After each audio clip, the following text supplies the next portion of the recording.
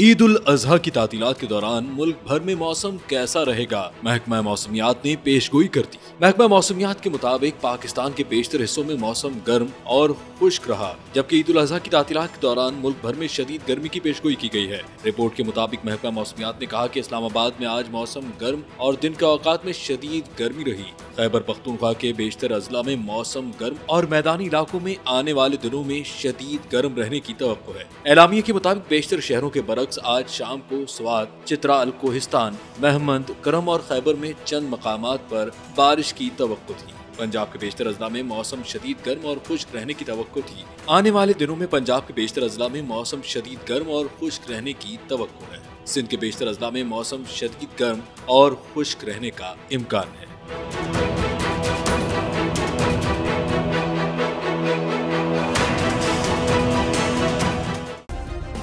Subscribe करें और bell दबाएं ताकि कोई खबर रह न जाए।